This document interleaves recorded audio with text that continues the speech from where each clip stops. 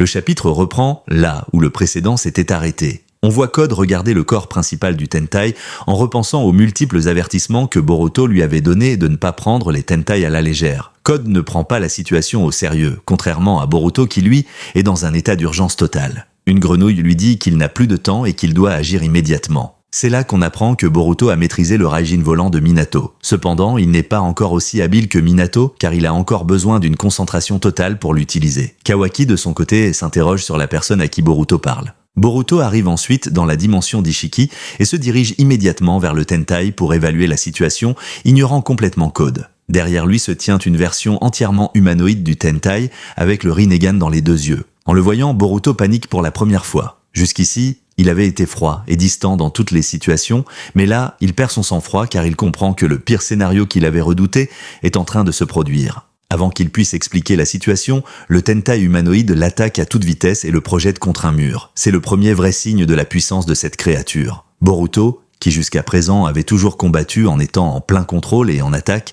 se retrouve pour la première fois sur la défensive, grimaçant sous la force du choc. Ce Tentai possède non seulement la puissance physique, mais aussi la capacité de parler et de former des phrases complètes, narguant Boruto en lui disant qu'il est venu à sa propre mort pour être dévoré. Boruto tente un jutsu de foudre pour s'en débarrasser, mais le Tentai transforme son bras en gueule et tente de l'avaler. Boruto utilise le Raijin volant pour se téléporter vers la grenouille qui porte sa marque, lui échappant de justesse. Le Tentai a maintenant pris note de l'utilisation de ce jutsu.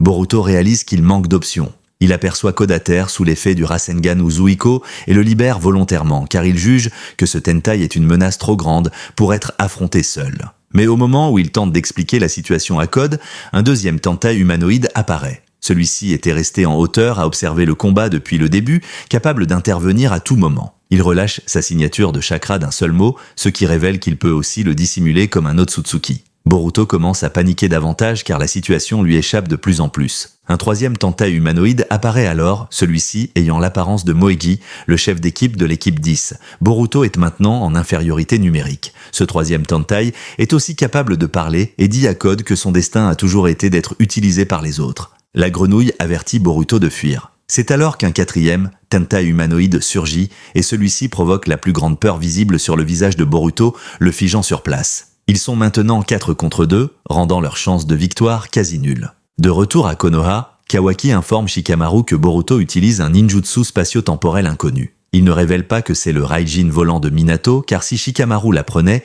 il commencerait à se demander pourquoi Boruto connaît le jutsu du 4e Hokage, ce qui pourrait remettre en question toute la situation liée à l'omnipotence.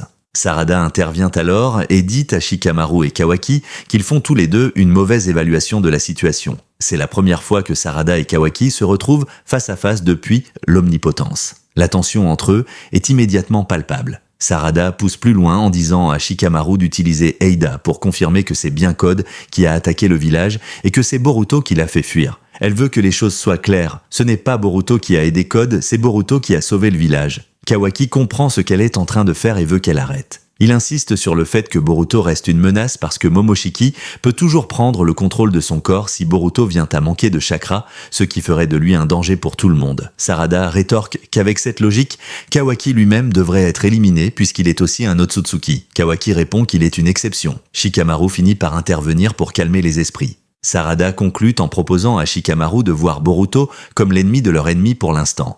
Puisque Boruto essaie visiblement d'arrêter Code, autant se concentrer d'abord sur Code et aussi sur la possibilité de sauver les personnes transformées en arbres. Si Boruto a un moyen de les sauver, alors il est un allié nécessaire. Pendant ce temps, Boruto sort son épée face aux 4 Tentai. L'un d'eux surgit d'une marque de griffe pour l'attaquer par derrière, mais Boruto l'esquive et, en se retournant, voit enfin son visage. C'est là qu'on comprend pourquoi Boruto avait été tellement paralysé. Ce Tentai a l'apparence de Sasuke. Cela confirme que Sasuke s'est fait mordre par un Tentai avant les événements du chapitre. Ce Tentai Sasuke contre-attaque le Shingon Usuiko de Boruto avec un simple Chidori, le neutralisant facilement. Un autre Tentai tente ensuite de dévorer Boruto par derrière. Code, lui, observe la scène. Pour la première fois, il prend une décision intelligente et bat en retraite, laissant les Tentai gérer la situation. Boruto, comprenant qu'il ne peut pas gagner à 4 contre 1, utilise le Raijin volant pour s'échapper. Le Tentai à l'apparence de Jigen déclare que, fraîchement éveillés, ils ont laissé leur curiosité les emporter,